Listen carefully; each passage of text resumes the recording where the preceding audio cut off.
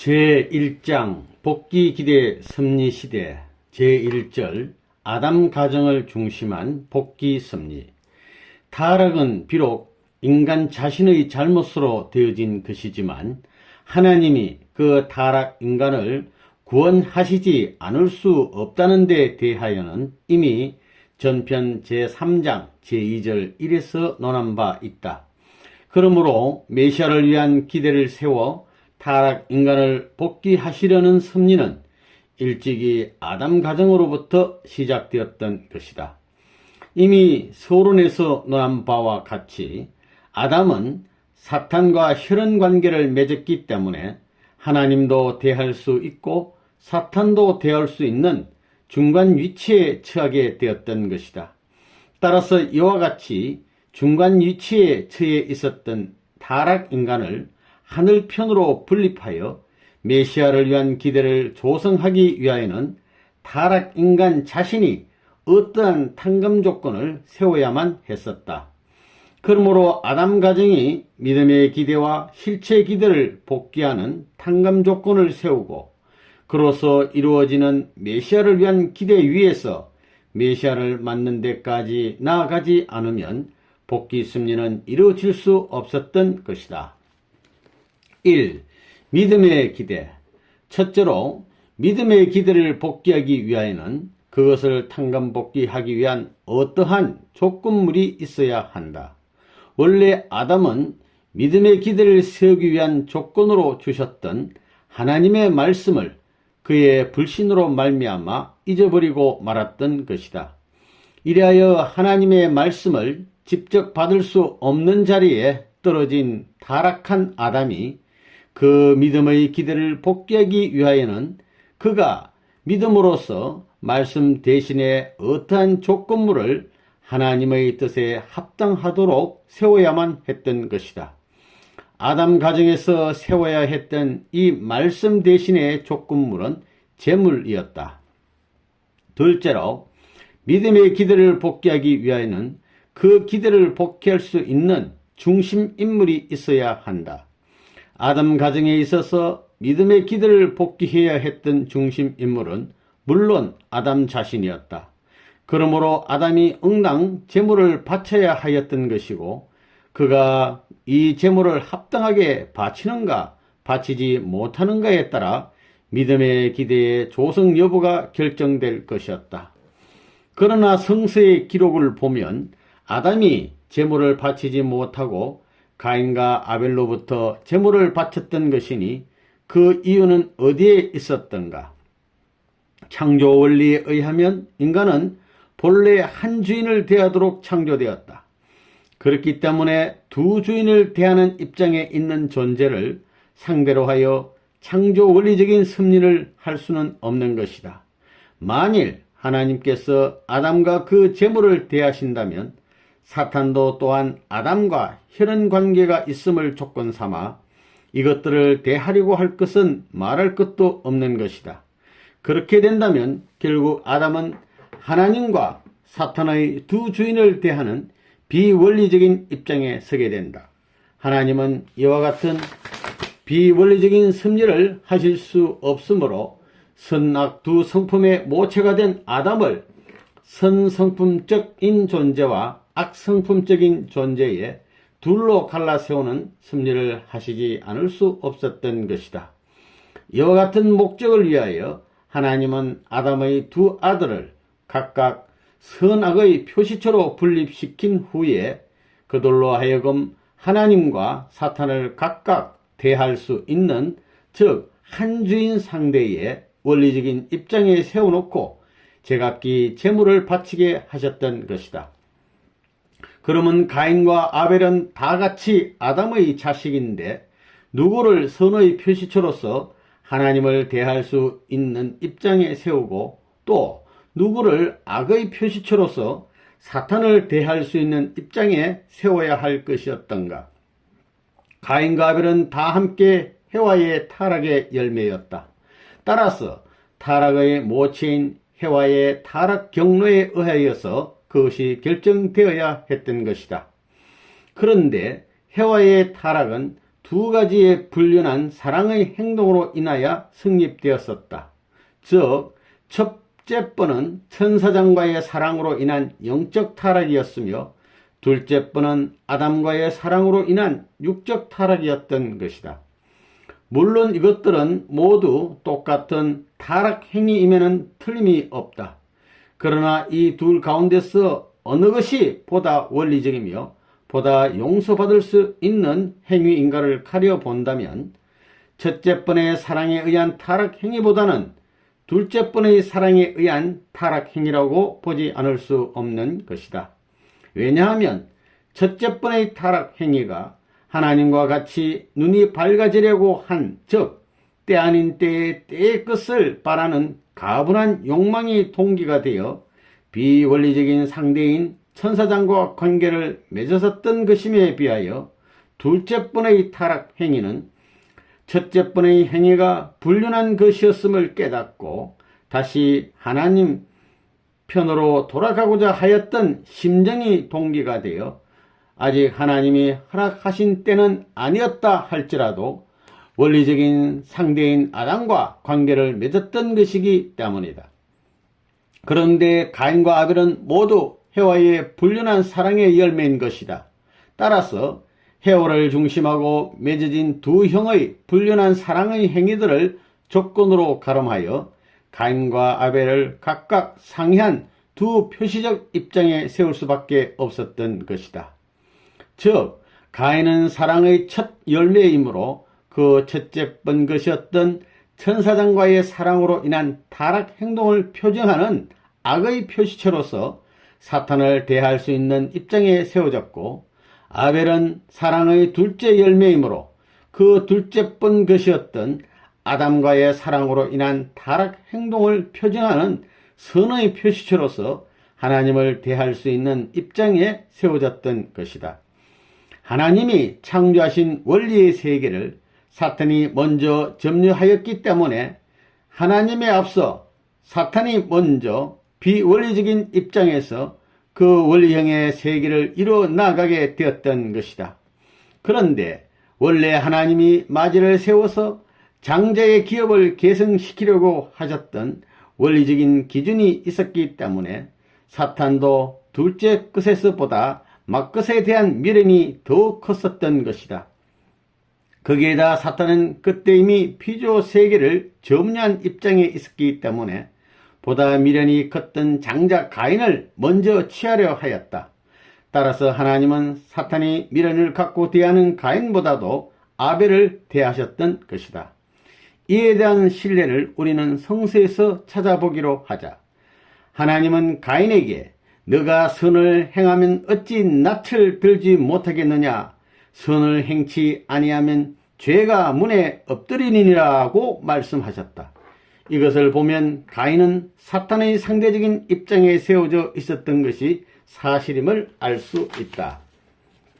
이스라엘 민족의 출애굽 시에 애굽 민족뿐만 아니라 그들의 모든 생축까지도 막것은 모조리 쳤던 것이니 그것들은 모두 가인의 입장으로서 사탄의 대상이었기 때문이다. 한편 이스라엘 민족이 가나안으로 복귀할 때는 차자 아벨의 입장이었던 레위의 손만이 법궤를 메고 갔었다. 그리고 창세기 25장 23절을 보면 하나님은 아직도 출생 전 복중의 태아들이었던 장자 에스를 미워하고 차자 야곱을 사랑하셨다는 기록이 있다. 이것은 장차자라는 명분만으로서 그들은 이미 각각 가인과 아벨의 입장에 있었기 때문이다. 야곱이 그의 손자 에브라임과 므낫세를 동시에 축복할 때에 차자 에브라임을 우선적으로 축복하기 위하여 손을 엇바꾸어서 축복하였던 것도 역시 에브라임이 아벨의 입장이었기 때문이다. 이러한 원리에 의하여서 하나님과 사탄을 각각 한 주인으로서 대할 수 있는 위치에 아벨과 가인을 세워놓고 제물을 바치게 하셨던 것이다. 그런데 하나님은 아벨의 제물은 받으시고 가인의 제물은 받지 않으셨으니 그 이유는 어디에 있었던가? 아벨은 하나님이 취하실 수 있는 상대적인 입장에서 믿음으로 하나님의 뜻에 합당하도록 제물을 바쳤기 때문에 하나님은 그것을 받으셨다. 그리하여 아담 가정이 세워야 할 믿음의 기대는 이루어지게 되었던 것이다. 이것은 비록 타락인간이라 할지라도 하나님이 취하실 수 있는 조건만 성립되면 하나님께서는 그것을 용납하신다는 것을 교시하시기 위함이기도 하였다. 그리고 하나님이 가인의 제물을 받지 않으셨던 것은 가인이 미워서가 아니었다.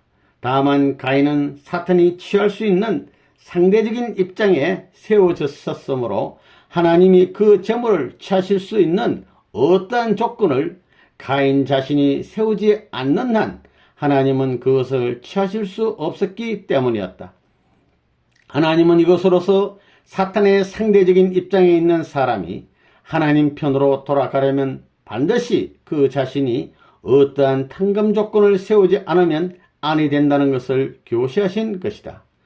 그러면 가인은 어떠한 탕감 조건을 세워야 하였던가? 그것은 바로 타락성을 벗기 위한 탕감 조건이었는데 이에 관하여는 아래에서 자세히 밝히기로 하겠다. 2. 실체 기대. 아담 가정에 실체 기대가 세워지기 위하여는 가인이 타락성을 벗기 위한 탕감 조건을 세움으로써 하나님이 그의 헌재를 기뻐 받으실 수 있어야 했던 것이다.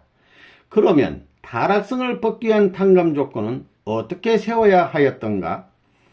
인간 시조는 천사장으로 말미암아 타락되어 그로부터 타락성을 계승하게 되었으므로 타락인간이 그 타락성을 벗기 위하여는 탕감벗기 원리에 의하여 아래에 기록되어 있는 바와 같이 그 타락성 본성을 가지게 되었던 것과 반대의 경로를 취하는 탕감 조건을 세우지 않으면 아니 되었던 것이다. 천사장이 하나님의 사랑을 더 많이 받고 있는 아담을 사랑하지 못함으로써 타락되었기 때문에 하나님과 같은 입장을 취하지 못하는 타락성이 생겼다. 그러므로 이 타락성을 벗기 위하여는 천사장의 입장에 있는 가인이 아담의 입장에 있는 아벨을 사랑하여서 하나님과 하나님의 입장과 같은 입장을 취해야만 되었던 것이다. 그리고 천사장이 하나님에게 더 가까웠던 아담을 중보로 세워 그를 통하여 하나님의 사랑을 받으려 하지 않고 도리어 아담의 위치를 취하려다가 타락되었기 때문에 자기 위치를 떠나는 타락성이 생겼다. 그러므로 이 타락성을 벗기 위하여는 천사장의 입장에 있는 가인이 아담의 입장에 있는 아벨을 중보로 세워 그를 통하여 하나님의 사랑을 받는 입장을 취함으로써 자기 위치를 지켜야 했던 것이다. 그리고 천사장은 자기를 주관해야 할 인간, 즉 해와와 아담을 역주관함으로써 타락되었기 때문에 주관성을 전도하는 타락성이 생겼다.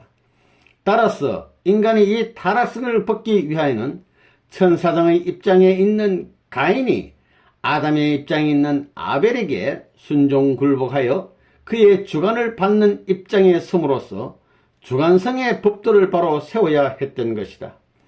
선악과를 따먹지 말라는 선한 뜻을 하나님은 아담에게 전하고 아담은 또 해와에게 전하고 해와는 다시 천사장에게 전하여 선을 번식해야 할 것이었다.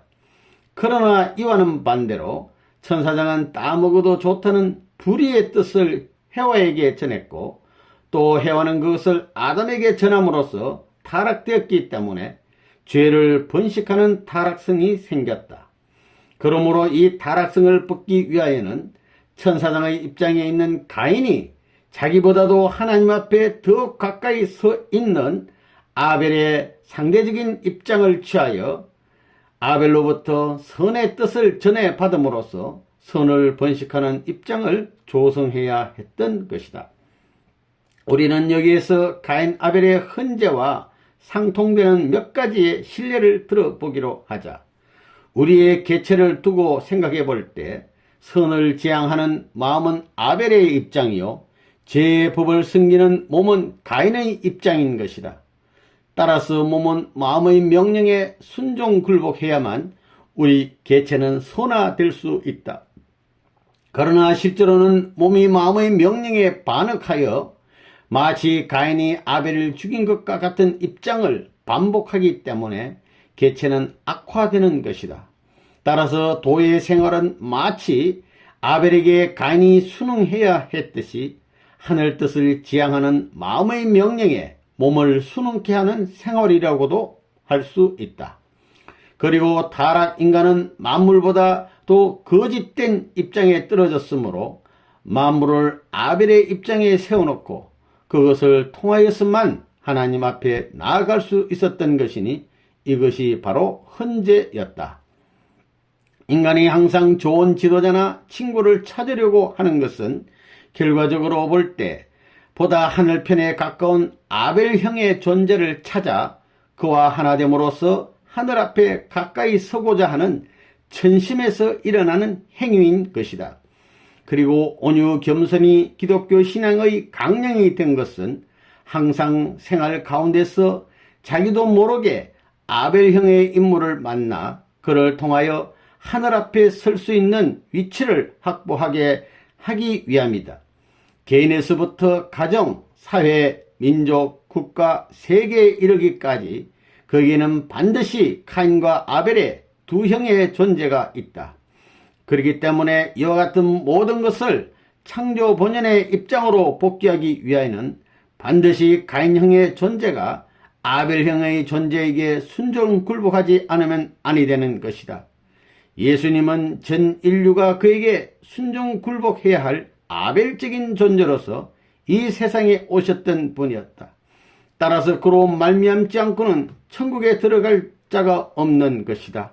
만일 아담 가정에서 가인이 아벨에게 순종 굴복함으로써 타락성을 벗기 위한 탕감 조건을 세웠더라면 그들은 이미 조성된 믿음의 기대 위에 실체 기대를 세워 이 두 기대로서 이루어지는 메시아를 위한 가정적인 기대 위에서 메시아를 맞음으로써 창조 본연의 사위 기대를 복귀하였을 것이었다.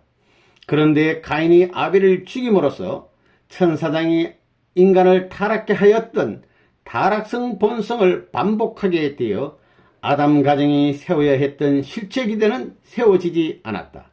따라서 아담 가정을 중심한 복귀 섭리는 이루어지지 않았다. 3.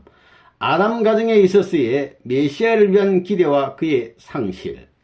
메시아를 위한 기대는 믿음의 기대를 탕감 복귀한 터 위에 실체 기대를 세움으로써 세워진다. 그리고 헌재라는 관점에서 보면 믿음의 기대는 상징 헌재를 뜻맞게 드림으로써 복귀되고 실제 기대는 실제 헌재를 뜻맞게 드림으로써 이루어지는 것이라고도 볼 수 있다. 그러면 이제 상징 헌재 및 실제 헌재의 의의와 그 목적이 무엇인가를 알아보기로 하자. 하나님의 창조 목적인 3대 축복은 아담과 헤아가 각각 계성을 완성하여 부부를 이루어야 하고 다음으로는 자녀를 번식하여 가정을 이루어야 하며 더 나아가 그들이 만물을 주관하게 됨으로써 이루어지게 되어 있었다. 그러나 타락으로 인하여 그 3대 축복이 이루어지지 않았으므로 그것을 복귀하기 위한 그와 반대의 경로에 따라 먼저 만물을 복귀하기 위한 탕감 조건과 인간을 복귀하기 위한 상징적인 탕감 조건을 동시에 세워지는 상징 헌재를 드림으로써 믿음의 기대를 세워야 한다. 다음으로는 자녀를 복귀하고 그 위에 부모를 복귀하기 위한 탕감 조건을 동시에 세워주는 실체 헌재를 드림으로써 실체 기대를 세워가지고 메시아를 위한 기대를 조성해야 된다. 그러므로 우리는 상징 헌재의 의의와 그 목적을 두 가지로 갈라서 생각할 수 있다. 이미 타락론에서 논술한 바와 같이 사탄이 타락 인간을 주관하게 됨으로 인하여 그는 인간이 주관해야 할 만물 세계까지도 주관하게 되었던 것이다. 성서에 만물이 탄식한다고 기록되어 있는 원인은 여기에 있다. 그러므로 만물로서 상징 헌제를 드리는 첫째 목적은 하나님의 상징적 실체 대상인 만물을 복귀하기 위한 탕감 조건을 세우려는 데 있는 것이다. 그리고 인간은 타락으로 인하여서 만물보다도 거짓된 다리에 떨어졌으므로 이러한 인간이 하나님 앞으로 나아가기 위하여는 창조 원리적인 질서에 준하여 자기보다도 하나님 앞에 더 가까이 있는 존재인 만물을 통하지 않으면 아니 된다. 따라서 상징 헌제를 드리는 둘째 목적은 실체 인간을 하나님 앞에 복구하기 위한 상징적인 탕감 조건을 세우려는 데 있는 것이다. 다음으로 실체 헌제는 어디까지나 내적인 헌제이므로 만물과 인간의 창조의 순서가 그러했듯이 외적인 상징 헌제를 뜻맞게 드린 기대 위에서만 이루어지게 된다. 그러므로 상징 헌제를 뜻맞게 드림으로써 만물을 복귀하기 위한 탕감 조건과 인간을 복귀하기 위한 상징적인 탕감 조건을 동시에 세운 후에 그 기대 위에서 다시 인간을 실체적으로 복귀하기 위한 탕감 조건으로서 실체 헌제를 드려야 하는 것이다. 실체 헌제는 실체 인간을 복귀하기 위하여 타락성을 벗기 위한 탕감 조건을 세우는 것을 의미하는 것이다. 그리하여 가인적인 존재가 아벨적인 존재를 실체로 헌재하여 자녀를 복귀하기 위한 탕감 조건을 세우게 되면 그것이 바로 아래에 해명되어 있는 바와 같이 부모를 복귀하기 위한 탕감 조건으로도 세워지게 되기 때문에 실체 헌재는 뜻맞는 헌재가 되는 것이다. 아담 가정이 메시아를 위한 기대를 이루기 위하여는 아담 자신이 먼저 상징 헌재를 위하여 믿음의 기대를 세워야 할 것이었다. 그러나 위에서 이미 논술한 바와 같이 아담부터 헌재를 하지 못하였던 것은 아담이 헌재를 하면 그 제물은 하나님과 사탄의 두 주인이 대하게 되어 비원리적인 입장에 서게 되기 때문이었다. 그 밖에도 여기에는 심정적인 면에서의 또 이유가 한 가지 있다. 타락한 아담은 사실상 하나님에게 천추만대에 이르는 슬픔을 안겨드린 죄악의 장본인이었다. 그렇기 때문에 그는 하나님이 직접 대하시어 복귀 섭리를 하실 수 있는 심정적인 대상이 될 수 없었던 것이다. 따라서 하나님은 아담 대신으로 그의 차자 아벨을 세워서 상징 헌제를 드리게 하셨다. 이렇게 하여 먼저 만물을 복귀하기 위한 탕감 조건과 또 인간을 복귀하기 위한 상징적인 탕감 조건을 동시에 세운 기대 위에서 가인과 아벨이 실체 헌제로서 자녀를 복귀하기 위한 탕감 조건을 세웠더라면 부모된 아담은 그 실체 기대 위에 서게 되어 메시아를 위한 기대는 그때에 이루어졌을 것이다. 그런데 타락성을 벗기 위한 탕감 조건을 세우는 것으로서 실체 헌제를 하기 위하여는 그 헌제의 중심 인물이 결정되어야 하는 것이다. 그러므로 아벨의 상징 헌제에는 아담 대신으로 믿음의 기대를 세우기 위한 것과 또 아벨을 실제 헌제의 중심 인물로 결정하기 위한 것의 두 가지의 목적이 있었다는 것을 알아야 한다. 타락성을 벗기 위한 탕감 조건은 가인이 세워야 했었는데 이것이 어찌하여 아담 가정 전체가 세우는 결과가 될 수 있는가 하는 것을 우리는 알아야 한다. 그것은 마치 인간 조상이 하나님의 말씀에 순종함으로써 하나님의 뜻이 이루어졌을 것이었고 또 유대인들이 예수님을 믿음으로써 예수님의 뜻이 이루어졌을 것이었던 것과 마찬가지로 가인이 아벨에게 순종굴복하여 타락성을 벗기 위한 탕감 조건을 세움으로써 가인과 아벨이 다 함께 자녀로서 타락성을 벗기 위한 탕감 조건을 세운 입장에 서게 되어 있었던 것이다. 한편 또 가인과 아벨은 선악의 모체인 아담을 분립한 존재들이었기 때문에 그들이 타락성을 벗기 위한 탕감 조건을 세워 사탄을 분립하였더라면 그 부모된 아담은 사탄을 분립한 그 입장에서 먼저 실체의 기대 위에 서게 되어 메시아를 위한 기대를 이루었을 것이다. 이와 같이 부모를 복귀하기 위한 탕감 조건은 상징 헌재와 실체 헌재로서 세워지는 것이다. 그런데 아벨이 뜻맞는 헌재를 함으로써 아담을 중심한 믿음의 기대를 탕감 복귀하는 조건과 실체 헌재를 드리기 위한 중심 인물로서의 아벨의 입장은 세워졌었다. 그러나 가인이 아벨을 죽임으로 말미암아서 그들은 천사장이 헤아오를 타락시킨 것과 같은 입장에 다시 서게 되었던 것이다. 그리하여 타락성을 벗기 위한 탕감 조건을 세울 수 없게 됨으로써 실체 헌재에 실패하여 실체 기대는 세우지 못하게 됨에 따라 메시아를 위한 기대를 조성하지 못하게 되었기 때문에 아담 가정을 중심한 복귀 섭리는 이루어질 수 없었던 것이다. 4. 아담 가정이 보여준 교훈. 아담 가정을 중심한 복귀 섭리의 실패는 결과적으로 첫째, 뜻 성사에 대한 하나님의 예정과 인간 책임 분담에 대한 하나님의 태도가 어떠하셨던가 하는 것을 보여주셨다. 원래 뜻 성사에 대한 하나님의 예정은 반드시 하나님의 책임 분담과 인간의 책임 분담이 합하여서만 이루어지게 되어 있는 것이다. 그러므로 가인이 아벨을 통하여 헌재하는 것은 그들의 책임 분담에 해당하는 것이었기 때문에 하나님은 그들에게 어떻게 헌재해야 된다는 것을 교시하실 수는 없었던 것이다. 둘째, 가인이 아벨을 죽였으나 그 후 하나님이 아벨 대신 셋을 세워 새로운 섭리를 하신 것으로서 뜻에 대한 하나님의 예정은 절대적인 것이고 인간에 대한 그의 예정은 상대적이라는 것을 보여주셨다. 하나님은 그의 책임 분담에 대하여 아벨이 그 자신의 책임 분담을 완수함으로써만 그가 실체 헌재의 중심 인물이 되도록 예정하신 것이었다. 그러므로 아벨이 그의 책임 분담을 완수하지 못한 입장에 서게 되었을 때 하나님은 그 대신 셋을 세우시어 절대적인 것으로 예정되어 있는 뜻을 이루어 나아가셨던 것이다.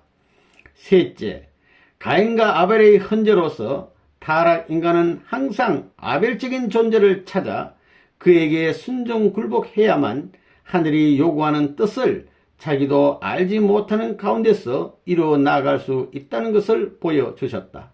한편 아담 가정을 중심하고 이루려 하셨던 것과 동일한 섭리는 인간의 불신으로 말미암아 그 후 계속 반복되어 내려왔다. 따라서 이 노정은 오늘날의 우리 자신들도 걸어야 할 탕감 노정으로 그대로 남아져 있기 때문에 아담 가정을 중심한 복귀 섭리는 오늘 우리들에게도 전형적인 산 교훈이 되고 있는 것이다.